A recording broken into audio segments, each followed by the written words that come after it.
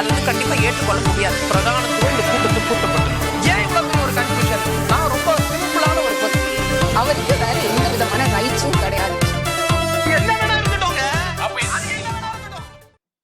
வணக்கம். நேர்பட பேசு நிகழ்ச்சிக்கு வரவேற்கிறோம். 10th மற்றும் +2வில் முதல் மதிப்பெண் பெற்ற மாணவர்களுக்கு பரிசு தொகை வழங்கியிருக்கிறார் தமிழக வெற்றிக் கழகத்தின் தலைவர் திரு விஜய். தமிழ்நாட்டிற்கு நல்ல தலைவர்கள் தேவை. சோஷியல் மீடியாவில் புரணி பேசுகிறாங்க, தவறான பழக்க வழக்கங்கள்லாம் கூடாது, அரசியலையும் நீங்கள் ஒரு கெரியராக எடுத்துக்கலாமே அப்படின்னு நிறைய யோசனைகளையும் அவர் மாணவர்கள் மத்தியில் முன்வைத்திருக்கிறார். அரசியலில் யாருடைய வாக்குகளை குறிவைக்க போகிறார் விஜய் அப்படிங்கிறதா இன்றைய நேர்பட பேசுவின் பேசுபொருள். மூத்த பத்திரிகையாளர் திரு மணி பங்கேற்றிருக்கிறார். மூத்த பத்திரிகையாளர் திரு ஷியாம் இணைந்திருக்கிறார். தமிழக வெற்றிக் கழகத்திலிருந்து திரு ஜெகதீஸ்வரன் இணைய இருக்கிறார். பத்திரிகையாளர் திரு பாக்கி பங்கேற்றிருக்கிறார். அரசியல் விமர்சகர் திரு கலை இணைந்திருக்கிறார். வணக்கம் விருந்தினர்கள் அனைவருக்கும். திரு மணி, நேராக விஷயத்துக்கு போயிடலாம். யாருடைய வாக்குகளை குறிவைக்கிறார் திரு விஜய்? கண்டிப்பாக திராவிட முன்னேற்ற கழக வாக்குகளில் ஒரு சேதாரம் இருக்கும்.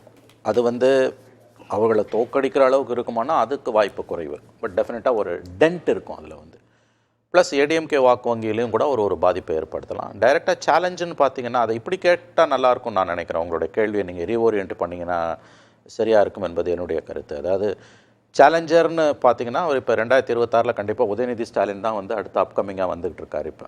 ஸோ உதயநிதிக்கு எதிராக நேரெதிராக அவர் போய் நிற்பது என்பது ஸ்டேக்ஸ் ஆர் ஹைன்னுவாங்க ஆங்கிலத்தில். டிஎம்கேக்கு தான் ஸ்டேக்ஸ் ஆர் வெரி ஹை.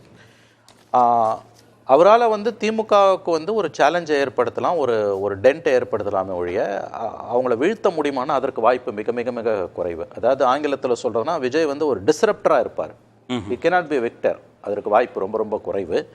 ரெண்டாவது, இன்றைய திராவிட முன்னேற்ற கழகத்தோட பணபலம், அதிகார பலம், அவங்கக்கிட்ட இருக்கக்கூடிய party structure, it's an institution. டிஎம்கேன்றது உங்களுக்கு மிகப்பெரிய அளவில் அவங்கக்கிட்ட அந்த இன்ஸ்டிடியூஷனல் ஸ்ட்ரென்த் இருக்குது. பவர் இருந்தாலும் இல்லாட்டியும் ஆஸ் அ பார்ட்டி அதெல்லாம் விஜயாலெல்லாம் ஒன்றும் அசைச்செல்லாம் பார்த்துட முடியாது. பட் ஒரு டென்ட்டை அவரால் ஏற்படுத்த முடியும். ஒப்பீட்டளவில் திமுகவுக்கு பாதிப்பு கூட அப்படியா? I think so. நான் அப்படி தான் பார்க்குறேன். அதை நான் இன்னும் எப்படி ஃப்ரேம் பண்ணுறேன்னா கவலைப்பட வேண்டியது யாருன்னு பார்த்தீங்கன்னா திமுக தான். இப்படி சொல்லணும். அது யார் அதிகமாக கவலைப்படணும்னா திமுக தான் அதிகமாக கவலைப்படணும். They have to be very careful. அதில் ஒரு கிளாரிஃபிகேஷன் அதையும் சேர்த்தே சொல்லலாம். ஒருவேளை உதயநிதியை முன்னிலைப்படுத்தாமல் திரு ஸ்டாலினே முன்னிலைப்படுத்தப்படுகிறார் அப்படின்னா நீங்க சொல்ற நரேட்டிவ் மாற வாய்ப்பு இருக்கா? இல்ல, அது அப்பயும் கண்டிப்பா இவர் ஒரு சேலஞ்சரா தான் வருவார். அப்பயும் தான் வருவார். கண்டிப்பா 26 உதயோட ரோல்ன்றது பெரிய அளவில் அவங்க டிஎம்கே அவங்க அதை ஒப்புக்கொண்டாலும் அஃபிஷியலா சொன்னாலும் சொல்லாட்டியும் உதய்க்கு கண்டிப்பா விஜய் ஒரு சேலஞ்சரா தான் இட் வில் பி போர்ட்ரேட். அது அப்படிதான் முன்னிறுத்தப்படும். லுக், இப்போ நம்ம எப்படி இந்த விஷயத்தை பார்க்கணும்னு நான் விரும்புகிறேன்னா, தன்னோட கொள்கைகளை, தன்னோட இலக்குகளை பற்றி அவர் தெளிவாக பேசாத வரைக்கும் இந்த விவாதங்களை பொருளற்றவை நான் நினைக்கிறேன். அவர் யாருக்கு போட்டியாக வருவார், யாருடைய வாக்குகளை உடைப்பார்ன்றது. ஏன்னா கட்சி ஆரம்பிக்கிறதுக்கு முன்னால் வரைக்கும் கொள்கையை பற்றி அவர் கவலைப்படாமல் இருக்கலாம். 6 மாதத்துக்கு முன்னால் அவர் கட்சி ஆரம்பிச்சுட்டு மக்களவைத் தேர்தல்களுக்கு நான் வரமாட்டேன்னு, சட்டமன்ற தேர்தலுக்கு தான் வருவேன்னு சொன்னார். இப்போ சட்டமன்ற தேர்தல்கள் மக்களவைத் தேர்தல் முடிந்த பிறகு அவரோட ஃபஸ்ட்டு நிகழ்ச்சின்றது கள்ளக்குறிச்சிக்கு போயிட்டு வந்தார். ஆனால் மீடியா கிட்ட அவர் பேசலை. இன்றைக்கு அவருடைய அந்த மாணவர்களுக்கான அந்த நல்ல திட்ட உதவிகள் கொடுத்துருக்காரு. See, these are all NGO activities. NGO activities வச்சு நீங்க பாலிடிக்ஸ் பண்ண முடியாது. அதுலயும் ஒரு கிளாரிஃபிகேஷன். இந்த கொள்கைன்னு சொல்றீங்கல்ல, திரு ரஜினிகிட்ட கேட்கும்போது கூட அவர் இது குறித்து இல்ல, அவரோட இதை ஒப்பிடவே கூடாது. கடந்து வரணும்னு சொல்லிட்டு வராமலே போனவர் அவர். இந்த கொள்கைங்கிற வார்த்தையில 2K கிட்ஸ் தானே, இல்ல வரக்கூடிய தேர்தல்ல அவங்கள அப்படி குறைச்சு மதிப்பிடாதீங்க. 2K கிட்ஸ், மில்லினியல்ஸ், அவங்க விஜய்ங்கிற ஃபேமா இல்ல கொள்கைங்கிறத? இல்ல அப்படிலாம் யாரையுமே நீங்க அவங்க 2K கிட்ஸ் அவங்க எந்த பெயரிட்டு அழைத்தாலும் யாரையுமே நீங்கள் குறைத்து மதிப்பிடாதீர்கள். நீங்க உங்களோட கட்சியோட கொள்கைகள் நம்ம சொல்றது அதை 2K கிட்ஸ் தானேன்னு சொல்றது இழிவுபடுத்துறது அப்படி கிடையாது. நீங்க ஒரு அரசியல் கட்சியை பதிவு பண்ணி நடத்துறீங்கன்னா, நான் எல்லா இஷ்யூஸ்லயும் உங்களுக்கு என்ன பிரச்சனை, ஜார்க்கண்டில் என்ன பாலிசி, என்ன ஜம்மு காஷ்மீருக்கு பிரச்சனை, என்ன பஞ்சாப் பிரச்சனை, அப்படிலாம் கேட்கல. மாநிலத்தை பாதிக்கக்கூடிய முக்கியமான விஷயங்கள்ல தன்னுடைய ஸ்டாண்டை அவர் கிளியர் பண்ணணும். முக்கியமா கட்சியோட கொள்கைகள் சம்பந்தமா அவர் பேசணும். அது சொல்லாம இன்னைக்கு பேசியிருக்காருல, தமிழ்நாட்டிற்கு நல்ல தலைவர்கள் தேவை, சோஷியல் மீடியால புரணி பேசுகிறார்கள், தவறான பழக்க வழக்கங்கள் கூடாது, say no to temporary pleasure, no to drugs, போதைப் பொருள் பயன்பாடு அச்சமூட்டுது, நல்ல நண்பர்களை தேர்ந்தெடுங்கள், success is never ending, failure is never final, நன்றாக படித்தவர்கள் அரசியலுக்கு வர வேண்டும் தானே? நீங்களே சொல்லுங்க. இதெல்லாம் கொள்கையா கிடையாது, இதெல்லாம் போதனை இல்ல. இதெல்லாம் அவங்களுக்கு இல்ல, நம்ம பாட்டி கேட்டது மாணவர்களுக்கு பிடிக்கும் இல்லையா, இளைஞர்களுக்கு இது கிடையாதுங்க. இது என்ஜிஓ ஆக்டிவிட்டிங்க, ப்ளீஸ் அண்டர்ஸ்டாண்ட். அதாவது இதெல்லாம் கொள்கை கிடையாது. உங்களோட பாலிசிஸ் என்ன, உங்களோட பிரின்சிபல்ஸ், நான் ரொம்ப டீட்டெயிலாக கூட நீங்க சொல்லணும்னு நான் கேட்கல. ப்ராடா உங்களோட பாலிசிஸ் என்ன. இப்போ விஜயகாந்த் கட்சி ஆரம்பிச்சாருங்க, சீமான் கட்சி ஆரம்பிச்சாங்க. அதாவது டைரக்டாக தே டுக் அப் லஞ்ச் கரெக்டாக பேசினாங்க அவங்க. இத்தனைக்கும் விஜயகாந்த் ஜெயலலிதாவும் கலைஞரும் பீக்கில் இருக்கும்போது வந்தவர். அவர் அதுக்கு பிறகு அவரால் சக்ஸஸுக்கு போனார். அதுக்கு பிறகு இறங்க முகம், அது வேறு விஷயம். இது கிட்டத்தட்ட ரஜினியோட அரசியல் மாதிரி இருக்குது. நம்ம ஒரு டிஃபரன்ஸ் என்னன்னா, வந்துட்டாரு, நீங்கள் உங்கள் இஷ்யூஸில் உங்கள் ஸ்டாண்டை கிளாரிஃபை பண்ணனா அப்புறம் என்ன பாலிடிக்ஸ். இப்போ ஒன்றும் இல்லை, இன்றைக்கு மாணவர்கள் கிட்ட ஒரு நலத்திட்ட உதவிகள் வழங்குறாரு கார்த்திகேயன். இன்றைக்கி இந்தியாவே உழுக்கிற பிரச்சனை நீட். அதை பற்றி ஏதாவது நீங்கள் வாயை திறக்கணும்ல, இப்படி கடந்தே போக முடியாது. நீங்க இது உங்களுக்கு எனக்கு தெரிஞ்சு டேக் ஆஃப் ஆகுமான்றதே ஒரு டவுட். அந்த பிரச்சனை இருக்குது. யாருடைய வாக்குகளை குறிவைப்பாருன்றதெல்லாம் நம்ம அதிகப்படியா பேசுறோமோன்னு கூட எனக்கு தோணுது. அவர் தன்னுடைய ஸ்டாண்டை கிளாரிஃபை பண்ணணும். என்ஜிஓ ஆக்டிவிட்டீஸ்ங்கிறது ரொம்ப சுருக்கமா 100% அதுதான். வேற என்ன போதனை கொடுக்கறது. சரி, அப்படி பாத்தீங்கன்னா அவருடைய படங்கள்ல அவர் என்ன தான் சொல்லக்கூடிய விஷயங்களுக்கு ஒத்து போற மாதிரி ஏதாவது நடிச்சிருக்காரா? கடைசியாக அவர் வந்த படங்கள் கூட எனக்கு படங்கள் பார்க்குற பழக்கம் இல்லை.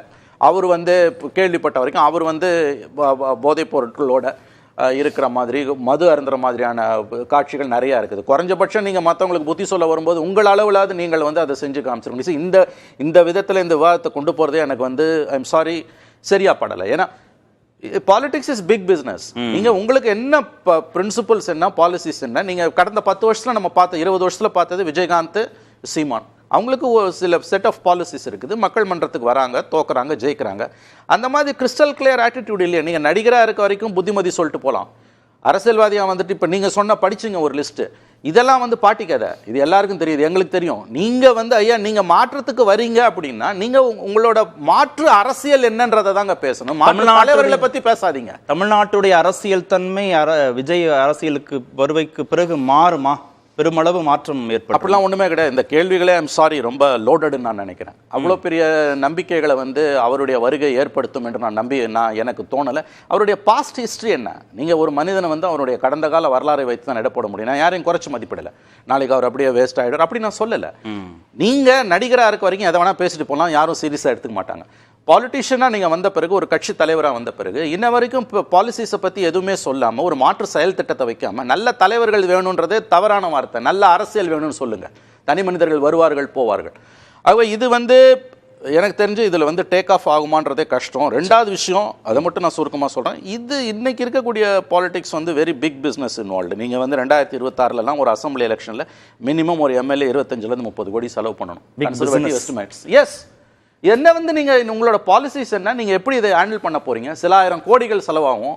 இவ்வளவு விஷயம் இருக்குது. இதெல்லாம் பேசாம நீங்க இந்த அரசியலை பத்தி காசு வாங்காம ஓட்டு போடுங்கன்னு சொல்றாருல விஜய். ஒருவேளை அது சொல்லுவாரு. அப்ப என்ன உங்க பாலிசிஸ் முன்னால் மக்கள் மன்றத்தில் உங்க ப்ளூ பிரிண்ட்டை முன்னால வைங்க, அப்ப பேசலாம். ஓகே. திரு ஷியாம், திரு வைகோ, திரு விஜயகாந்த், திரு சீமான், திரு கமல், மாற்று அரசியல்ல திரு விஜய்க்கான இடம் என்னவா இருக்கும்னு நீங்க யூகிக்கிறீங்க மூத்த பத்திரிகையாளர்?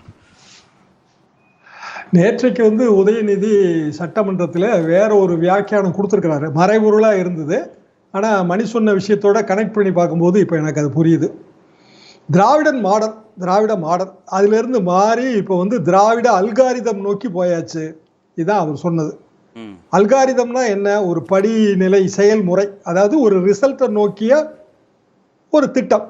அந்த திட்டத்தில் பாதைகள் இருக்கும், பயணங்கள் இருக்கும், சில திட்டவட்டமான குறியீடுகள் இருக்கும், கடைசியில் ரிசல்ட். அப்போ திராவிட மாடல்னா மாதிரி தான். அல்காரிதம்னா திராவிட பாரம்பரியத்தின் வெற்றி தொடரணும். இப்படி தான் நான் அதை புரிஞ்சுக்கிறேன். அப்போ விஜய் அரசியலுக்குள்ளே வராரு. அரசியலுக்குள்ளே யார் வேணாலும் வரலாம், அது எல்லாரும் சொல்கிறது தான். மாணவர்களுக்கு நலத்திட்ட உதவிகள் வழங்கியிருக்கிறாரு, அது வாழ்த்துகள், நல்ல விஷயந்தான். மாணவர்களுக்கான ஆலோசனைகள், அறிவுரைகள், அதுவும் நல்ல விஷயந்தான்.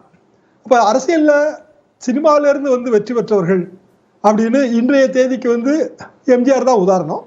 ஆனால் எம்ஜிஆரை பொறுத்த வரைக்கும் அவர் முதல் 20 வருஷம் காங்கிரஸ் கட்சி, அதை பலரும் வசதியாக மறந்துடுறாங்க. கதர் பக்திங்கிற நாடகத்தில் நடித்ததுலேருந்து கலைஞரே என்ன எழுதியிருப்பாருன்னா, எம்ஜிஆர் நான் முதல்ல பார்க்கும்போது கதராடை அணிந்திருந்தார், கழுத்தில் துளசி மாலை அணிந்திருந்தார். 1952 வரைக்கும் அந்த நிலைப்பாடு அவருக்கு. 52 தான் திமுகவில் சேர்றாரு, 72 வந்து அதிமுக. ஸோ 20 வருஷம் காங்கிரஸ் ஆதரவு, 20 வருஷம் திமுக, அதுக்கு பிறகு தனி கட்சி. இப்படியான பல படிநிலைகள், அதான் பொலிட்டிக்கல் அல்காரிதம். அந்த படிநிலைகளை வந்து திரு விஜய் அவர்கள் அப்படி கிராஸ் பண்ணல. அதாவது எம்ஜிஆர் அவர்கள் அரசியல்வாதி, அரசியலை வந்து சினிமாவுக்கு பயன்படுத்தி கொண்டார், சினிமாவை அரசியலுக்கு பயன்படுத்தி கொண்டார். விஜய் என்பவர் நாடறிந்த ஒரு திரை நட்சத்திரம். அரசியல்வாதியாக வரணும்னா தனி ஓட்டு வங்கி கிரியேட் பண்ணணும். அப்ப இன்றைக்கு இருக்கிற ஓட்டு வங்கி என்ன? பாரதிய ஜனதா ஓட்டு வங்கி இருக்கு, குறைவாகவோ நிறைவாகவோ ஒரு ஓட்டு வங்கி இருக்கு. திமுக ஓட்டு வங்கி இருக்கு, அதிமுக ஓட்டு வங்கி இருக்கு. மாறுபடலாம், நமக்கு வந்து பெர்சன்டேஜ் மாறுபடலாம், ஒருத்தருக்கு ஒருத்தர் கருத்து மாறுபடலாம். ஆனால் விஜய் தனக்கென்று ஒரு ஓட்டு வங்கியை கிரியேட் பண்ணி பிற ஓட்டு வங்கிகள்ல இருந்து அவர் சேதாரத்தை ஏற்படுத்தி அந்த ஓட்டு வங்கியை பெருக்கணும். அது வந்து சாத்தியமாகிறதுல எனக்கும் மணி மாதிரி ஒரு டவுட் இருக்கு. இல்ல, என்ன சிரமம், ஏன் முடியாதுன்னு நினைக்கிறீங்க?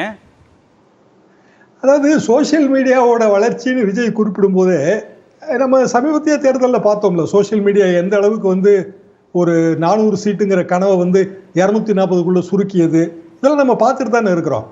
அப்போ விஜய் அரசியல் பற்றியும் சோசியல் மீடியா மிகப்பெரிய விமர்சனங்களை எழுப்போம்.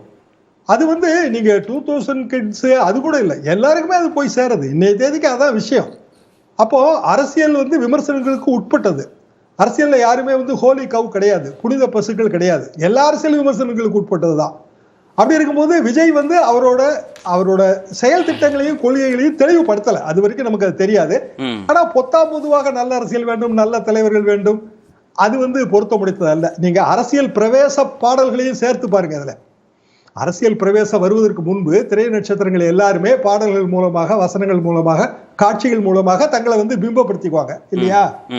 அப்போ பலரையும் பார்க்கலாம், நீங்க விஜயகாந்தையும் பார்க்கலாம். எம்ஜிஆரோட படப்பாடல்கள் அரசியல் 72ல வெற்றியை நாளை சரித்திரம் சொல்லும், இப்படை தோற்கின் எப்படை வெல்லும், அதாவது ஃபியூச்சர். அப்ப 40 வருஷம் அரசியலுக்கு பிறகு அவர் ஒரு ஃபியூச்சரை கற்பனை பண்றாரு.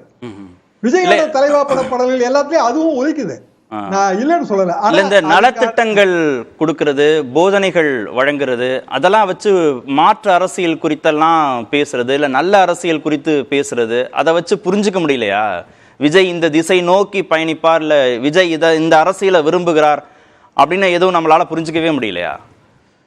இல்ல, மணி கேட்ட அதே கேள்விதான். இப்ப மாணவர்கள் பிரச்சனை நீட்டு கொழுந்து விட்டு எரியுது. அப்போ வந்து மாணவர்களுக்கு நலத்திட்டம் வழங்கும் போது +2 அவங்க கரெக்டா நீட்டை நோக்கி போயிருப்பாங்க, இல்ல போகணும். இப்ப அது பற்றிய ஒரு கருத்து வந்து சொல்ல வேண்டிய கட்டாயம் வந்து அரசியல்வாதிக்கு வந்துருது, மற்றவர்களுக்கு கிடையாது, அரசியல்வாதிக்கு வந்துருது. அப்போ அதை கடந்தெல்லாம் போகவே முடியாதுங்க. இன்றைய தேதிக்கு எல்லாம் மணிப்பூரை பற்றி நம்ம சொல்லணும், செங்கோலை பத்தி நம்ம சொல்லணும், எல்லாத்தையும் பத்தியுமே நம்ம சொல்லணும். செங்கோல் சோழர்களின் சாதனையா, சோழர்களின் சின்னமா, இந்த கேள்விக்கெல்லாம் பதில் வேணாம். செங்கோல் தான் வந்து மாப்போசி நடத்துற பத்திரிகை அப்படி சொல்லிட்டு போக முடியாத. மாப்போசி செங்கோல்னு ஒரு பத்திரிகை நடத்தினாருங்க. இல்ல, மணி சார் பேசும்போது சில வார்த்தைகள்லாம் சொன்னார். இது பெரிய பிசினஸ், இது எலெக்ஷன், அதில் அவரால் தாக்கு பிடிக்க முடியுமா அப்படின்னு அவர் கேட்டார். டேக் ஆஃப் ஆகுமானே சந்தேகமா இருக்கு அப்படின்னும் சொன்னார். அந்த இடத்துல பொருத்தி பார்க்கணுமா? அந்த மாற்று அரசியல்ல விஜய்க்கான இடம்னு நான் ஒரு கேள்வி கேட்டேன்ல, அப்படின்னா நீங்க என்ன இடத்தை அவருக்கு ஃபிக்ஸ் பண்ண வாய்ப்பு இருக்கு? அதாவது மிகப்பெரிய பொருட்செலவோடு போட்டியிட்ட திண்டுக்கல் இடைத்தேர்தலில் எம்ஜிஆர் வெற்றி பெற்றார். அப்போ அவர்கிட்ட பணமே கிடையாதுங்க. நான் இந்த 77 காலகட்டத்தில் பார்க்கும்போது ராமவரம் தோட்டத்துக்கு எலக்ட்ரிசிட்டி பில் கட்ட முடியல. பீச் பாண்டியன் நினைச்சு தான் கட்டினாரு. எதுக்காக நான் இது சொல்ல வரேன்னா, எம்ஜிஆரோட அடித்தளம், அவரோட நிலைமை எல்லாமே எல்லாருக்கும் தெரியும். எம்ஜிஆருக்கு வருமான வரி பிரச்சனை உடனே ஒரு விழுப்புரத்தை சேர்ந்த ஒரு ரசிகர் தன்னோட வீட்டு பத்திரத்தை அனுப்புறாரு. இதை வச்சு உங்க வருமான வரி பிரச்சனையை தீர்த்துருங்க, எங்களுக்கெல்லாம் கொடுத்தா உங்களுக்கு இன்கம் டேக்ஸ் ப்ராப்ளமாமே. இந்த அளவுக்கு ஒரு பெரிய கனெக்ட் இருந்துச்சு. அது வந்து அரசியலுக்கு, மாற்று அரசியலுக்கு அது உதவியா இருந்தது. எம்ஜிஆர்னா இதுதான் அப்படின்னு புரிஞ்சுக்கிட்டாங்க. எம்ஜிஆர் வந்து தன்னோட உதாரணமா யாரை எடுத்தாருன்னா மகாத்மா காந்தியை, அதை மறந்துடக்கூடாது. அவரோட பூஜை அறையில 2 படம் தான், ஒண்ணு அவங்க அம்மா படம், இன்னொன்று மகாத்மா காந்தி படம். புத்தன் இயேசு, காந்தி பிறந்தது பூமியில் எதற்காக, தோழா ஏழைகள் நமக்காக. அப்போ மகாத்மா அண்ணாவை வந்து அவர் தென்னகத்து காந்தின்னு தான் சொல்றாரு. இன்னும் சொல்லப்போனால் வந்து காமராஜர் வழிகாட்டி தலைவர், அண்ணா வழிகாட்டின்னு சொல்லியிருக்காரு. அதெல்லாம் பெரிய பிரச்சனைக்குள்ளான விஷயங்கள். எதற்காக நான் திருப்பி சொல்றேன்னா, விஜய்க்கான ஒரு ரோல் மாடல் யாரு? விஜயே வா, இல்ல வந்து வேற யாரு? இப்ப உதாரணமாக காந்தியா இருக்கலாம், புத்தன் இயேசு யாரா வேணாலும் இருக்கலாம். ஆனா அதெல்லாம் அவர் சொல்லி ஆகணுங்கிற ஒரு கட்டாயம் இல்ல. மாடல் வந்து நிறைய இருக்கு, நம்ம சாய்ஸ் தான். எம்ஜிஆர், என்டிஆர், கெஜ்ரிவால்னு மாடல் எடுத்துக்கலாமா, இல்ல அரசியல்ல வந்து தோற்று போனவர்கள் அவங்க மாடலை எடுத்துக்கலாமா? நம்ம விஜயை நம்ம விருப்பப்படி எதுக்கு வேண்டுமானாலும் எந்த மாடல்ல வேண்டுமானாலும் பொருத்தி பார்க்கலாமே. பொருத்தி பார்க்கலாம் தான். ஆனா வந்து ஒரு தலைவர்கிட்ட இருந்து சில விஷயங்களை வந்து மக்கள் எதிர்பார்ப்பாங்கல்ல. உதாரணமா நீங்க சொன்னீங்க விஜய் இதெல்லாம் பண்றது மூலமாக அவரோட மாற்று அரசியல் நம்ம புரிஞ்சுக்க முடியாதான்னு கேட்டீங்க இல்லையா? அப்ப வந்து விஜய் வந்து மகாத்மா காந்தி வழியை பின்பற்றுகிறார், கலைஞர் வழியை பின்பற்றுகிறார், எதுவானாலும் இருக்கலாம், எம்ஜிஆர் வழியை பின்பற்றுகிறார். ஆனா அவர் அதை சொல்லணும் இல்லையா? இப்போ தமிழக வெற்றி கழகம் அதுக்கு ரெஜிஸ்ட்ரேஷன் வந்துருச்சா? நான் இன்னைக்கு காலையில் கூட எடுத்து பார்த்தேங்க, list of political parties 2024 up to May வந்து தமிழ்நாடு லிஸ்ட்ல வந்து தமிழக வெற்றி கழகம் இல்ல. அதுக்கு பிறகு சேர்ந்துருச்சான்னு நம்ம நண்பர் சொன்னார்னா எனக்கு நான் திருத்திக்குவேன். எந்த பிடிஎஃப் இருக்கு, வேணா ஷேர் பண்ணி விடுறேன். எதுக்காக நான் சொல்ல வரேன்னா சில விஷயங்கள் இன்னும் முற்று பெறல, இல்ல இன்னும் கொஞ்சம் காலதாமதமா கூட அவருக்கு ரெஜிஸ்ட்ரேஷன் கிடைக்கல, நான் அதெல்லாம் மறுத்து சொல்லல. ஆனால் முற்று பெறாத விஷயங்களுக்கு முன்கூட்டியே வந்து சில முஸ்லீம்களை செய்வது என்பது பொருத்தமாக வருமா? ஓகே, நான் திரு மணிசார்ட்ட கேட்ட அந்த கேள்விதான், அது உங்ககிட்டையும் கேட்டேன்னா இன்னும் கொஞ்சம் கிளாரிட்டி இருக்கும். என்ன மாதிரியான தன்மை, அரசியல் தன்மை தமிழ்நாட்டில் விஜய் அரசியலால மாறும் இல்ல மாறாதா? அரசியல் தன்மை மாறணும் அப்படின்னா தமிழ்நாட்டு வாக்காளர்கள் தங்களில் ஒருவராக ஒரு தலைவரை நினைக்கணுங்க. எம்ஜிஆர் காலத்திலே அப்படி நினைச்சவங்க 30% பேர் தான். 1977 30% பேர் தான். 4 முறையாக களம் பிரியும் போது 30% பேர் தான். 24% பேர் வந்து கலைஞரை தான் தங்களில் ஒருவராக நினைத்தார்கள். அதையும் நம்ம மறந்துடக்கூடாது. அப்ப தங்களில் ஒருவராக விஜயை நினைப்பதற்கான அந்த அடித்தளம் அவர் இதுவரைக்கும் போடலையே. What is his political algorithm? இதான் என்னோட கேள்வி. திரு ஜெகதீஸ்வரன், 2 மூத்த பத்திரிகையாளர்கள், தமிழ்நாட்டு அரசியல குறைந்தபட்சம் 50 ஆண்டுகளுக்கு மேலாக உற்று நோக்குபவர்கள், அவங்களுடைய கருத்துக்களுக்கு பிறகு உங்கள்கிட்ட வந்தால் சரியா இருக்குன்றதுனால தான் நான் முதல்ல வரல.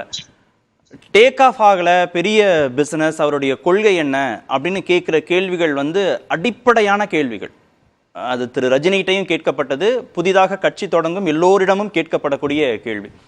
இந்த கேள்விகளுக்கெல்லாம் பதிலே இல்லாம விஜய் வந்து ஒரு யதார்த்தத்தை புரிஞ்சுக்காம உள்ள வந்துட்டாரா அரசியலுக்குள்ள? நான் வந்து பத்திரிகையாளர் மணி அவர் துவங்குறேன். 2 பேர் கவனிச்சு.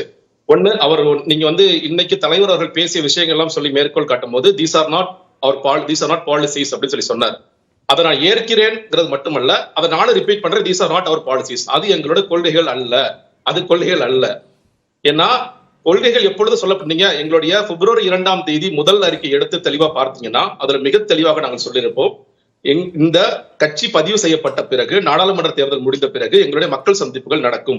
அந்த மக்கள் சந்திப்புகளில் நாங்கள் கொள்கை பிரகடனங்கள் என்ன, கொள்கை முழக்கங்கள் என்ன, கொடி என்ன, சின்னம் என்ன, எல்லாவற்றையும் தலைவர் வெளியிடுவார் என்பதை மிக தெளிவாக ஏற்கனவே சொல்லிட்டு, அதனால நீங்க மறுபடியும் அந்த நீங்க எவ்வளவு தடவை கேட்டீங்கன்னா நானே சொல்றேன், நான் தமிழக வெற்றி கழகத்தின் சார்பாகத்தான் பேசிக் கொண்டிருக்கிறேன். நாங்கள் முழுமையான கொள்கைகளை, தீவிரமான கொள்கைகளை இன்னும் சொல்லவில்லை. எந்த பாதையில் பயணிக்கிறோம் சொல்லியிருக்கோம். தமிழக வெற்றி கழகம் தமிழக மக்களின் உரிமைகளுக்காக நிற்கப் போகின்ற கட்சியாக இருக்கும்.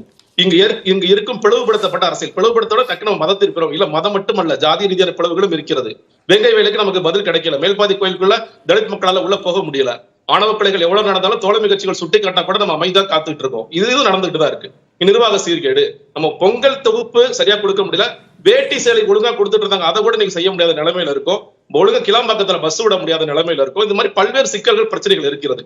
ஊழல், லோகாயுக்தா வந்து குறித்து ஸ்டாலின் அவர்கள் எதிரே தலைவராக இருக்கும் பொழுது, அதிமுக கொண்டு வரும் பொழுது இது குப்பையில் தூக்கி எறியப்பட வேண்டிய ஒன்று சொல்லி சொன்னாரு. இன்னும் அந்த குப்பை கிளறிட்டே இருக்காங்க, அந்த குப்பையை எடுக்கவே மாட்டேங்கிறாங்க. லோகாயுக்தா அப்படியேதான் இருக்கு. சேவைப்புறம் உரிமை சட்டத்தை நான் கொண்டு வந்து சொல்லி சொன்னார். அப்படின்னா என்ன அர்த்தம் கூட உங்களுக்கு தெரியுமாங்கிறது சந்தேகமா இருக்கு. கடைசியாக நடந்த கள்ளக்குறிச்சி மரணம் வரைக்கும் எவ்வளவோ பிரச்சனைகள், போதை கலாச்சாரம், பல்வேறு விஷயங்கள் இருக்கிறது. இது எல்லாவற்றிற்கும் நாங்க எந்த பாதையில பயணிக்கிறோம் அப்படிங்கிறத தலைவர் அடிக்கோட்டு காமிச்சிருக்கார். 2 நிலைப்பாடு சொல்லி ஆன்டி செய்ய குறித்த நிலை பேசிருக்கோம். ஆன்டி செய்ய சொல்லும் பொழுது இவங்க வந்து பிஜேபிக்கு எதிரான பார்ட்டின்னு சொல்லி சொன்னாங்க.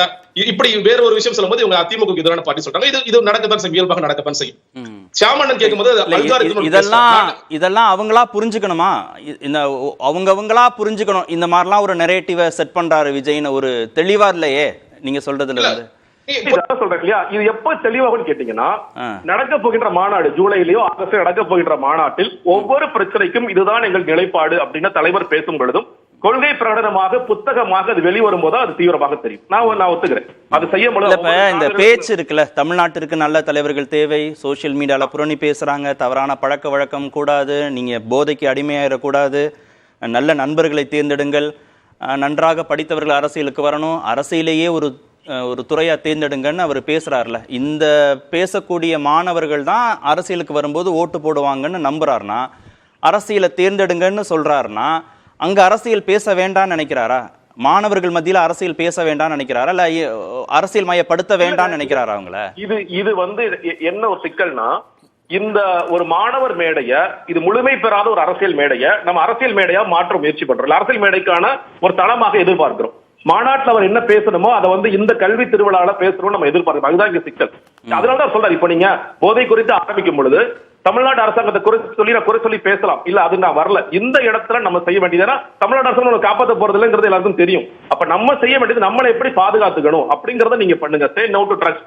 இது ஒரு தகப்பனாக ஒரு கட்சி தலைவனாக எனக்கு ஒரு பெரிய பெரிய பிரச்சனையா மாறிட்டு இருக்கு. இதை நீங்க ஸ்டாப் பண்றதுக்கு என்ன பண்ணணும், அந்த மாணவர்கள் மத்தியில் என்ன பேசணுமோ அதை பேசுகிறார்.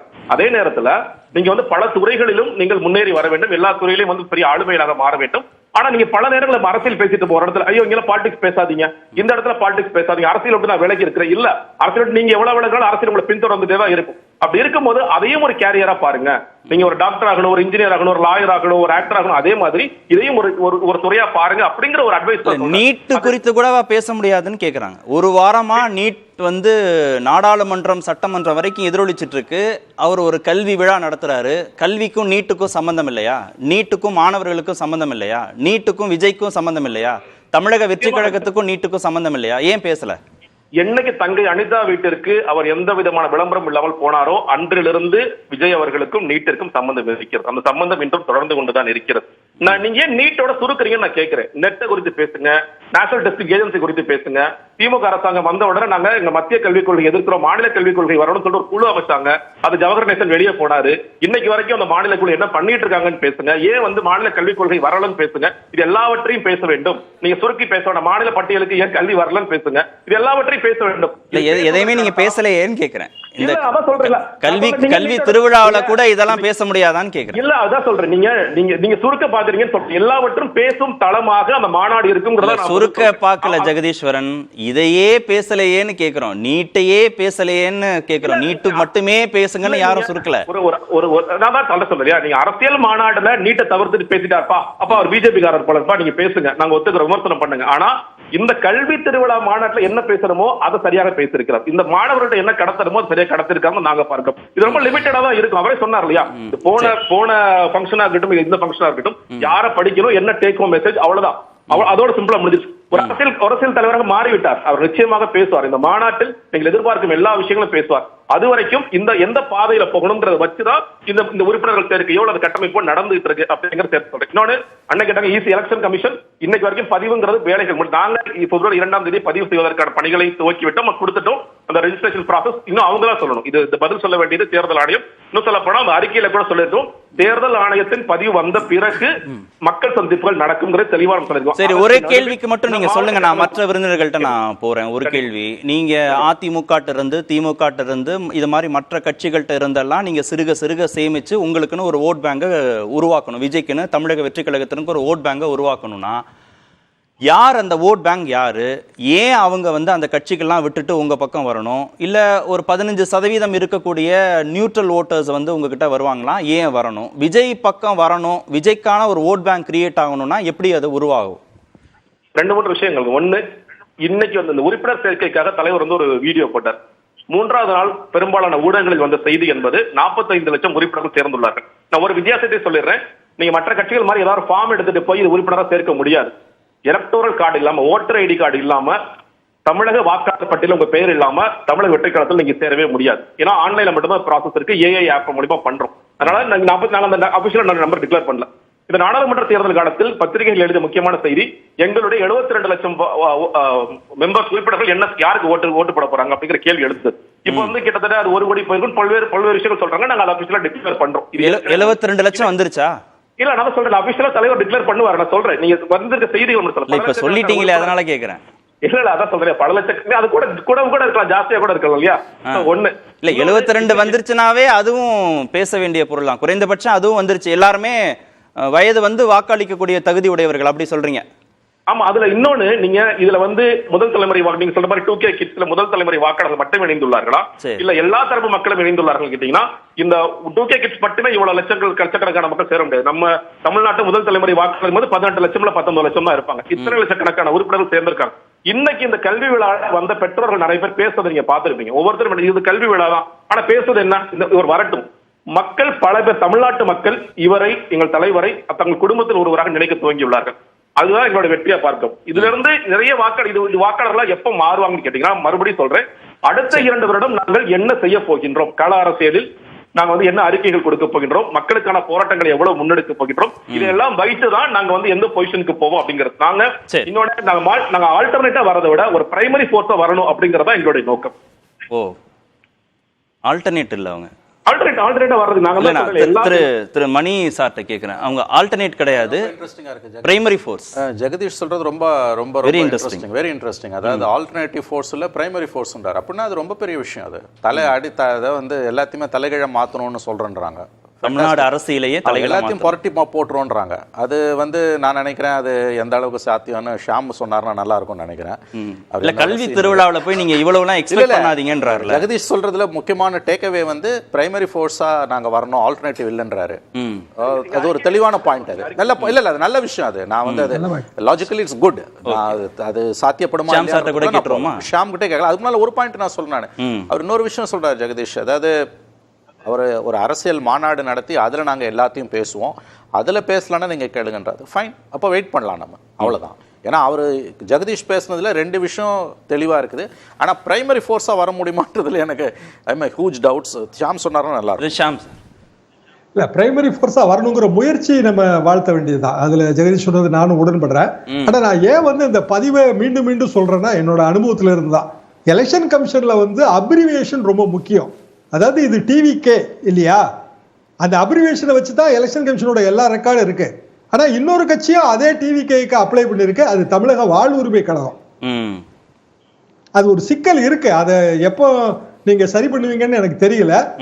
ஆனால் அப்ரிவியேஷனுங்கிறது ரொம்ப முக்கியம். நீங்க தேர்தல் கமிஷனோட எந்த ரெக்கார்டை பார்த்தாலும் தமிழக வெற்றி கழகம் ரைட்டு இங்கிலீஷ் அப்ரிவியேஷன்ல தான் அவங்க வந்து எல்லாத்தையுமே அவங்க கணினியில பதிவு பண்றது எல்லாமே அப்படிதான் வருது.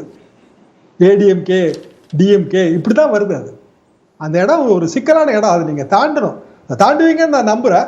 ஆனா அதை தாண்டாமலே நீங்க உறுப்பினர் கார்டுக்குள்ள போறதுங்கிறது அவ்வளவு பொருத்தம் முடித்ததா, நீங்க தான் பதில் சொல்லணும். ஓகே திரு கலை, நாடாளுமன்ற தேர்தல் முடிந்த பிறகு அதிமுகவுடைய வாக்கு வங்கி தான் மிகப்பெரிய அளவிலான சேதத்திற்கு உள்ளானது, சதவீதம் அளவுக்கு குறைந்தது, நிறைய இடங்களில் டெபாசிட் போச்சு, வாக்கு சதவீதம் குறைந்ததெல்லாம் பேசப்பட்டது. இப்போ திரு மணி சார் சொல்லும்போது திமுக அதிமுகவுக்கும் பாதிப்பு இருக்கும், திமுகவுக்கு கூடுதலான பாதிப்புனா அதிமுகவுக்கும் பாதிப்பு இருக்கும். அதை எப்படி அவங்க எதிர்கொள்ளுவாங்க?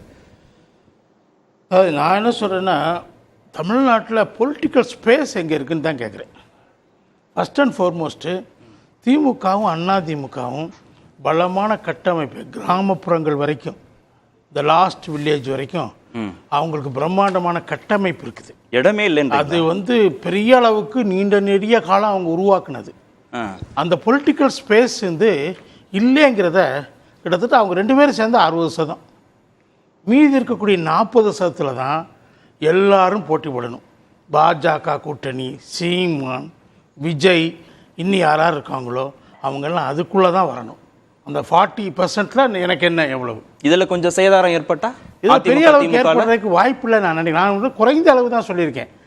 டு ஸ்டார்ட் வித் அவங்க 60%ங்கிறதே குறைச்சது. அவங்க பேஸ் ஸ்ட்ரென்த் அது வந்து கூடுறதுக்கு தான் வாய்ப்பு இருக்குது. அவங்க சில சமயங்கள்லாம் 70 தாண்டிருக்காங்க, 80 போயிருக்காங்க. அவங்களுக்குள்ள கீன் கண்டெஸ்ட் இருக்குது. Contest is between themselves. அந்த 2 பேருக்கு இடையில தான் அந்த ஒரு கீன் கண்டெஸ்ட்டில் என்ன ஆகும்னா மக்கள் வந்து இந்த 2ஆக தான் பிரிவாங்க. இன்னொரு பக்கமாக இப்போ நாடாளுமன்றத்தில் 3 நாளாக பிரிஞ்ச மாதிரி பிரிய மாட்டாங்க. இப்போ அதிமுகவுக்கு அங்கே நாடாளுமன்றத்தில் பெரிய ஸ்கோப் இல்லை அவங்களுக்கு. அவங்க மேலே பெரிய ஒரு கவனம் வருவதற்கான வாய்ப்பு இல்லாத தேர்தலாக அது இருந்துச்சு. ஆனால் சட்டமன்றத்தில் அப்படி இல்லை. அவங்களா திமுகவாங்கிறப்ப அந்த கண்டெஸ்ட் அப்படி தான் போயிட்டுருக்கோம்.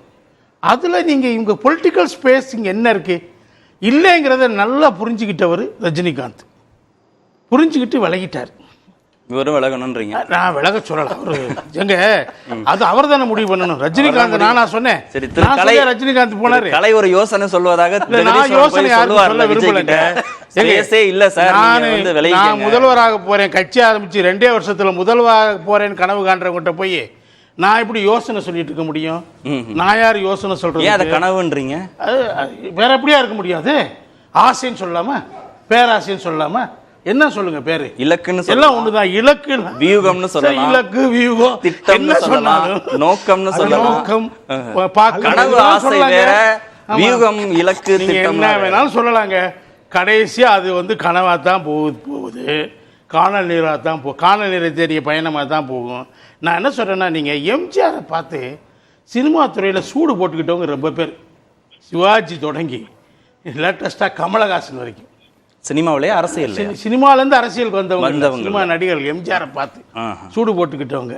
இப்போ விஜய் அந்த லிஸ்ட்டில் புதுசாக சேர்றாருன்னா நான் என்ன சொல்ல முடியும்? நான் ஒன்றும் சேராதீங்க, சூடு போட்டுக்கிறாதீங்கன்னு சொல்ல முடியுமா? சொல்ல மாட்டேன். அது அவர் இஷ்டம். ஏன்னா எம்ஜிஆர் எப்படி போய் வந்தாருன்னா, அவருக்கு மணி சார் சொன்னார். சரி, எனக்கு அதுல திமுகவிலேயே 20 ஆண்டுகள் அவருடைய அத திரு ஷியாம் சார் சொல்லிட்டாரு. எனக்கு இன்னொரு கேள்வி இருக்கு. நீங்க சொன்னீங்கல்ல, இந்த 60% கழிச்சு மீதி இருக்கிற 40%, ஏடிஎம்கே டிஎம்கே 60%, மீதி இருக்கிற 40% தான் எல்லாரும் பகிர்ந்துக்கணும்னு. அதுல எல்லாரும் ஒண்ணு சேர்ற மாதிரியும் தெரியுது. சீமான், விஜய் அப்படிங்கறதெல்லாம் அதிமுக கூட கூட்டணிக்கெல்லாம் கூப்பிடுது. அது அந்த நரேட்டிவ் ஏதாவது மாற வாய்ப்பு இருக்கா? அது வேற. நம்ம விஜய் என்ன சொல்றாருன்னா, நான் சீமானோட கூட்டணியோட கிடையாது இல்லைன்னு சொல்லிட்டாரு. எப்ப சொன்னாரே, நான் சீமான் யாரோடையும் கூட்டணி சேர போறதில்ல, என்னுடைய பலத்தை என்ன என்பதை தெரிந்து கொள்வதற்காக தான் இந்த தேர்தலில் நான் நிற்கிறேன்னு சொல்றாரு. என்ன நீங்க அவர் பொசிஷன் பண்ணணுங்க. மணி சார் சொன்ன மாதிரி பொசிஷன் முதல்ல பண்ணணும். மாநாடு நடத்துங்க, அதுக்கு பின்னாடி சொல்லுங்க. பட் நீங்க ஒவ்வொரு நிகழ்ச்சி இப்போ நடக்கிறதுக்கு நீங்க உடனே ரியாக்ட் பண்ணியாகணும். கள்ளக்குறிச்சியில் நீங்க போய் அவங்கள பார்த்துட்டு வந்துட்டீங்க, என்ன பண்ணீங்க? பெரிய எதிர்ப்பு ஒன்றும் நீங்க சொல்லலையே. அறிக்கையில் அரசாங்கத்தை நீங்க குறிவைத்து அது இல்லையே, இல்ல விமர்சிச்சிருக்காரு, அறிக்கையில விமர்சிச்சிருக்கிறாரு. பொதுவாக என்ன சொல்றாரு? நிர்வாகம் சரியா இல்லாம போச்சுக்கிறார். நிர்வாகத்தில் இந்த ஆட்சியாளர்கள் இருக்காங்களா? அதான் இன்னைக்கு கேள்வி. இன்னைக்கு கள்ளக்குறிச்சி விஷயத்துல திமுக ஆட்சியாளர்கள் அதுக்குள்ள இருக்காங்களா, இல்லாட்டி வெறும் அதிகாரிகள் மட்டும்தானா அப்படிங்கறதான் கேள்வி. இன்னைக்கு பிரதானமா வந்திருக்கக்கூடிய கேள்வி அதுதான். எல்லாரும் அங்கதான் ரெண்டா பிரிகிறாங்க. இப்ப இதெல்லாம் செஞ்சுட்டாரு. ஆனா அதிமுக என்ன பண்றாங்க? ஜூலைக்கு அப்புறம் இதெல்லாம் செஞ்சுட்டாருன்னா, ஜூலை மாநாடு நடக்குது, வெரி லேட்டுங்க. இப்ப அதிமுக அதை ஃபுல்லா அவங்க கேபிட்டலைஸ் பண்ண முயற்சி பண்ணிட்டு இல்ல செஞ்சுட்டாருன்னா அந்த அரசியல் தன்மை மாறுமான்னு கேக்குறேன். நீங்க சொல்ற மாதிரி ஒரு எதிர்ப்பு அரசியல இங்க எடுக்கிறாரு, திமுக எதிர்ப்பு அரசியல எடுக்கிறாரு, பாஜக எதிர்ப்பு அரசியல எடுக்கிறாரு. எடுக்கிற மாதிரி தெரியல. திடீர்னு ராகுல் காந்தியை பாராட்டுறாரு. அவர் பாராளுமன்றத்தில் தலைவராக தேர்ந்தெடுக்கப்பட்டதை பாராட்டுறாரு, வாழ்த்து சொல்றாரு. திடீர்னு என்னென்னமோ செஞ்சிட்டு இருக்கிறார், நமக்கு புரியல. என்ன கமலஹாசன் போய் என்ன சொல்றாரு? கள்ளக்குறிச்சியில் போய் குடிங்க, கொஞ்சமாக குடிங்கிறார். விசேஷாராயம் சாப்பிட்டு செத்துக்கிட்டு இருக்கவன்ட்ட போய் குடிடா, விசேஷாராயத்தை கொஞ்சமாக சாப்பிட்டா அவன் பிழைச்சிக்கிடுவானா? கொஞ்சமாக விசேஷாராயம் கள்ளச்சாராயத்தை கொஞ்சமாக குடிடாங்கிறார். இப்படி அரசியல் நடத்த முடியாதுங்க. நீங்கள் இப்படி ஒரு நோக்கம் இல்லாமல், ஒரு இலக்கு இல்லாமல் நீங்கள் முட்டி மோத முடியாது. நான் அதான் சொல்றேன், எம்ஜிஆரை பொறுத்தவரை நான் சொல்றது சரி, சுருக்கமா சொல்லிடுறேன். பேசிட்டாரு திரு ஷியாம் சார் தான் சொல்லிட்டாரு. எம்ஜிஆர் அரசியலுக்கு வந்த வேற விஷயம். நான் சொல்றது வேற விஷயம். எம்ஜிஆர் அவர்களை பற்றி அந்த காலத்தில் ஒரு ஆங்கில பத்திரிகை எழுதின விஷயத்தை மட்டும் சொல்றேன். எம்ஜிஆரோட சக்சஸ்க்கு என்ன காரணம்னா, அவர் திரையுலக பிம்பத்திற்கும் நிஜ பிம்பத்திற்கும் இடையே பெரிய வேறுபாடு கிடையாது. அதை அவர் மெயின்டைன் பண்ணார். இங்க விஜய்க்கு வேறுபாடு இருக்கா? நிச்சயமா இருக்கும். சரி, நீங்க அதெல்லாம் வந்து திரையுலகத்தில் ஒரு பிம்பத்தை கட்டமைச்சார் எம்ஜிஆர். இவங்கெல்லாம் அப்படி பண்ணல, பேச வேண்டிய அது அதாக இருந்தார் அவர். திரு மணி சாரும் அதை சொன்னார், முதல் சுற்றிலே அதை சொன்னார். திருப்பாக்கி திரு விஜயுடைய அரசியல் வருகை என்ன தாக்கத்தை ஏற்படுத்தும் நினைக்கிறீங்க? ஓரளவு தாக்கத்தை ஏற்படுத்தும். என்ன காரணம்? யாருக்கு? தமிழக அரசியல்ல என்ன காரணம்ங்கிற சொல்றேன். கட்சிகளா கேட்கிறேன். சாரி, கட்சிகளா கேட்கிறேன். அதாவது கட்சிகள் மீது தாக்கம் என்ன காரணம் நான் முதல்ல சொல்லிட்டேன். என்னன்னா, இளைஞர்களை அவர் இழுப்பார். அதுக்காகத்தான் இந்த மாணவர்களை சந்திக்கிற நிகழ்ச்சி நடக்குது. சென்ற ஆண்டு மாணவர்களை சந்திச்சாங்க, இது இப்போவும் சந்திச்சாங்க. இன்றைக்கி வந்து அவர் கையால் பரிசு வாங்கின மாணவர்கள் கிட்டத்தட்ட 800 பேர். 800னா நம்ம இன்னும் லார்ஜர் ஸ்பெக்ட்ரம் பார்த்துருக்கோம். அந்த மாணவர்கள் எல்லாம் 26 ஓட்டு போடுற தகுதி வந்துடும். இப்போ அதில் +2னாலே உங்களுக்கு 17, 14, 18 வயசு வந்துச்சுங்க. ஸோ அந்த ஓட்டர்ஸாக மாறும். ஆனால் அது எந்த அளவுக்கு தாக்கம் ஏற்படுத்தும்னு ஒன்று. தமிழ்நாட்டை பொறுத்தவரை ஒரு மாற்று அரசியல் நோக்கி இயங்கி கொண்டிருக்கிறது மக்கள். பொதுவாகவே மாற்று அரசியல்னா கடந்த காலங்கள்லாம் பார்த்தீங்கன்னா எப்போல்லாம் மாற்று கட்சிகள் வருதோ அதுக்கு நிறைய ஓட்டு வரும். மதிமுக, பாமக, தேமுதிக, ஜெயலலிதா கருணாநிதி இருந்த காலத்திலே தேமுதிகக்கு ஒரு கணிசமான ஆதரவு வருது.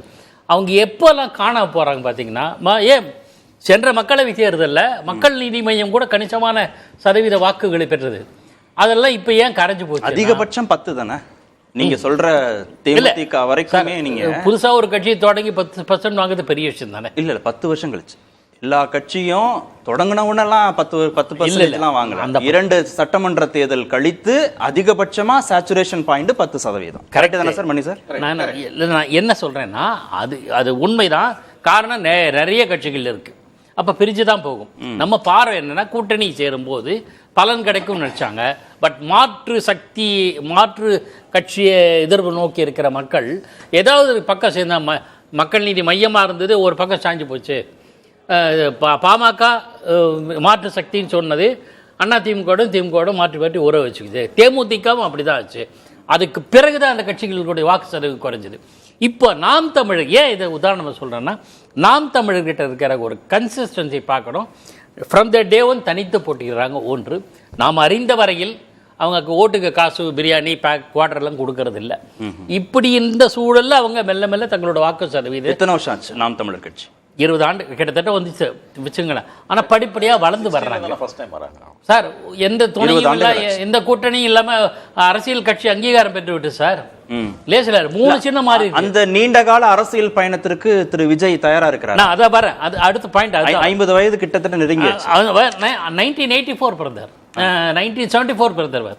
50 வருஷம் கம்ப்ளீட் ஆயிடுச்சு. அதான் ஜூன் 22. இன்னும் நீங்க சொல்ற 20 வருட அரசியலுக்கு தயாரா இருக்கிறார். அதான் வரேன். நான் அந்த பாயிண்ட் தான் ஒவ்வொன்றும் சொல்லணும். எது பாசிபிலிட்டி என்ன, பிளஸ் பாயிண்ட் என்ன, மைனஸ் பாயிண்ட் என்ன. கமல்ஹாசன் 54 பிறந்த கமல்ஹாசனால் இனிமேல் அவரால் அரசியலில் வேறொன்றி வரக்க முடியாது. வேணும்னா ராஜ்யசபா அந்த மாதிரி போயிடலாம். அவரோட சாப்டரில் பொலிட்டிக்கல் இது ஓவர். ரஜினிகாந்த் வரல, விஜயகாந்த் மறைந்து விட்டால் அவருக்கு கட்சியை தேய்ந்து போயிட்டுருக்கு. இப்போ விஜய் வருவார் என்றால் வந்துட்டார். ஆனால் பதிவு செய்யலை அவரோட கட்சி.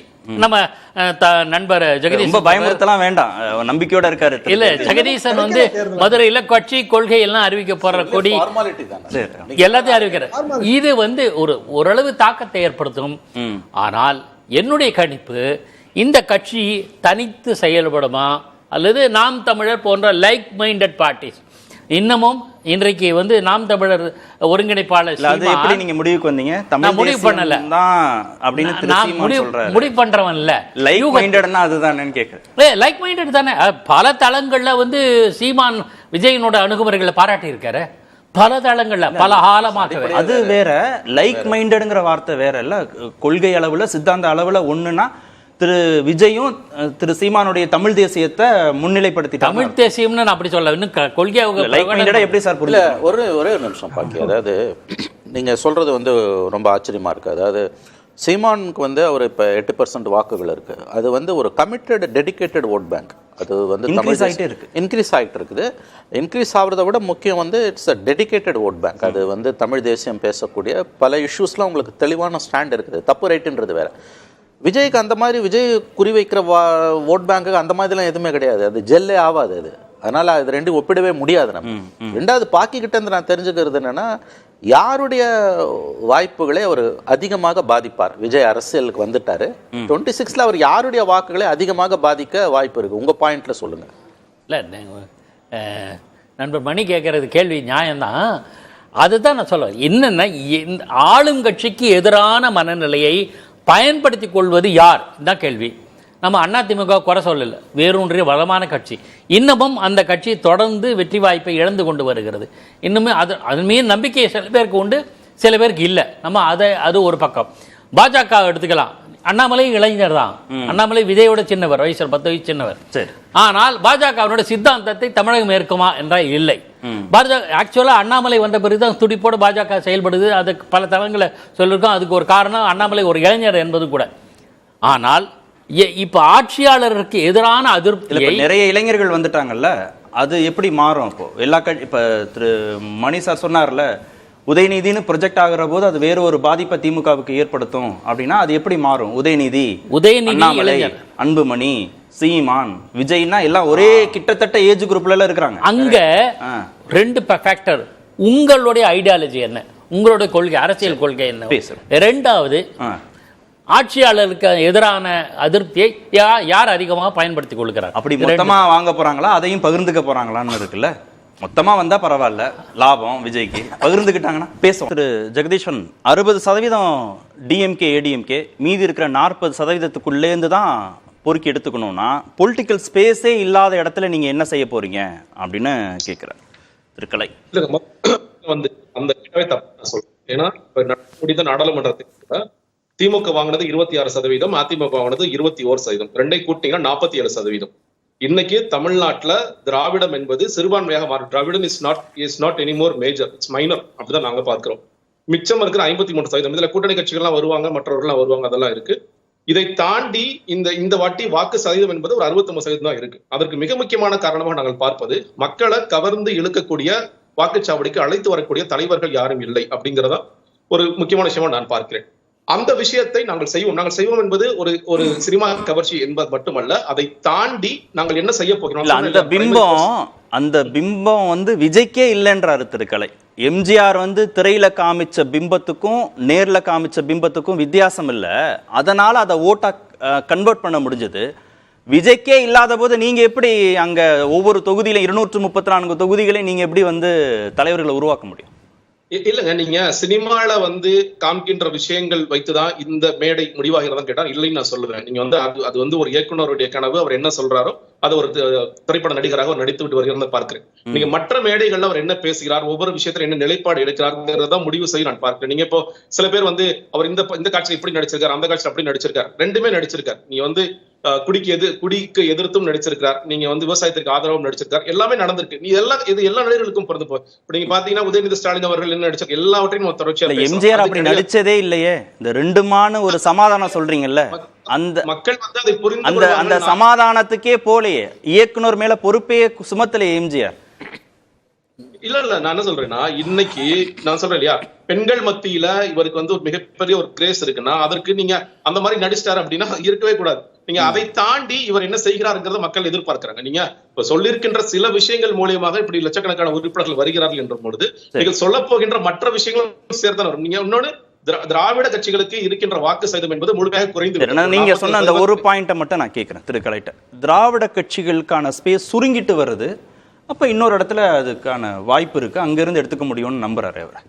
ஒரு நாடாளுமன்ற தேர்தலை வச்சு நீ ஒரு கணக்கு போடுறாரு, அதுல கூட நீங்க கூட்டணிகளையும் சேர்த்தா அவங்களுக்கும் கூட்டணி வரும். 47 அவர் கூட்டணி இல்ல இருக்கு, அது வரட்டு வரும்போது பார்ப்போம். 47%, இவங்க 23% கூட்டி பாருங்க எவ்வளவு வந்துச்சு, 70% வந்துச்சு. நாடாளுமன்ற தேர்தலே சொல்றேன், அதுக்கு முன்னாடி போங்க நீங்க 34%. சட்டமன்ற தேர்தல் இந்த பெர்சன்டேஜ் மாறும்ன்றீங்களா? சட்டமன்ற தேர்தல் என்ன இருந்துச்சு இந்த 21 பாருங்க, ரொம்ப தூரமா இல்லையே. அதுல மொத்தம் வந்து 34%, 37% டோட்டல் பண்ணுங்க, 70க்கு மேல போகுது இல்லையா. நான் தான் சொன்னேன் 60 தான் சொன்னேன். ஆக்சுவலா தே கோ அப் டு 70. நான் என்ன சொல்றேன்னா, பொலிட்டிக்கல் ஸ்பேஸுங்கிற விஷயத்தை நான் ஒன்று சொல்லிக்கிறேன் சார். ஒன்று, நீங்கள் சமீபத்தில் அந்த மாதிரி எங்கே நடந்துச்சுன்னா, மாயங்கள் நடந்த இடம் வெஸ்ட் பெங்கால், பஞ்சாபு, டெல்லி. வெஸ்ட் பெங்காலில் மம்தாவுடைய அராஜகத்தை தாங்க முடியாமல் கம்யூனிஸ்டுகளும் காங்கிரஸும் தங்களுடைய எதிர்கட்சிங்கிற ஸ்பேஸை வெக்கேட் பண்ணிட்டாங்க. அந்த இடத்துல சௌகரியமாக போய் பாஜக உட்காந்துக்கிச்சு. ஓகே, அதே மாதிரி நீங்கள் டெல்லியில் அந்த 2014 நடந்த அந்த மூமெண்ட்னுடைய எதிரொலியா, ஊழலுக்கு எதிரான மூமெண்ட்டுக்கு எதிராக காங்கிரஸ் அங்கே வெக்கேட் ஆயிடுச்சு. அங்கே போய் கெஜ்ரிவால் உட்காந்து அப்படி தமிழ்நாடு பாஜக வந்து 1% கூட அவரால் வாங்க முடியல. ஓகே, அதே மாதிரி நீங்கள் இதில் பெங்கால்லையும் சரி பஞ்சாப்லேயே தான் நடந்துச்சு. ஓகே ஓகே, நீங்கள் அந்த அதான் நான் சொல்கிறேன், அந்த தன்மை தமிழ்நாட்டில் இல்லைன்றீங்க. தமிழ்நாட்டில் எங்கே ஸ்பேஸ் இருக்குது? Okay okay. திரு மணி, இறுதியா உதயநிதி வெர்சஸ் அண்ணாமலை வெர்சஸ் சீமான் வெர்சஸ் விஜய், இதுதான் அடுத்த வரக்கூடிய தமிழ்நாட்டு அரசியல் களமா? இதுதான் யதார்த்தமா? அப்படி போகக்கூடாது. அப்படி போச்சுன்னா அது ஆபத்து. தனி மனிதர்களை மையகமாக வச்சு அந்த மாதிரி போச்சுன்னா அது ரொம்ப ரொம்ப ஆபத்தானதாக தான் முடியும். நீங்கள் பாலிசிஸை பேசுங்க. நீங்கள் திரும்ப திரும்ப தனி மனிதர்களை தலைவர்கள் வேணும்னு சொல்றது வந்து அபத்தமாக இருக்குது. அரசியல், நல்ல அரசியல் வேணும்னு சொல்லுங்க. நல்ல தலைவர்கள் வேணும்ன்றது வந்து வாக்குச்சாவடிகளுக்கு வாக்காளர்களை கொண்டு வரக்கூடிய ஆளுமைன்றது வந்து சித்தாந்தத்தின் அடிப்படையில், கொள்கைகளின் அடிப்படையில் வருது. எல்லாரும் வந்து எம்ஜிஆரை பற்றி பேசினாங்க. எம்ஜிஆர் வந்து திராவிட இயக்கம்ன்ற அந்த மூமெண்ட்டோட அதோட வார்ப்பு. அவர் அந்த சைல்ட் ஆஃப் தட் மூமெண்ட். அந்த மாதிரி மூமெண்ட் யாருக்குமே இல்லாததால தான் எம்ஜிஆரை பார்த்து நிறைய பேர் சூடு போட்டுக்கிட்டாங்க. இன்னொரு எம்ஜிஆர் வர முடியாது. ஏன்னா எம்ஜிஆர் சினிமா ஆளுமையால மட்டும் வரல. அவர் வந்து அந்த திராவிட இயக்கம், அந்த சமூக நீதி போராட்டம், அது வந்து வெற்றிக்கு முன்னாலையும் பின்னாலையும் அவருடைய பங்களிப்பு. ஏன் 67 திமுக வெற்றிக்கு எம்ஜிஆரோட பங்களிப்பு ரொம்ப பெரிய முக்கியம். அது வந்து ரெண்டு ஒன்று சார்ந்து இருந்தது.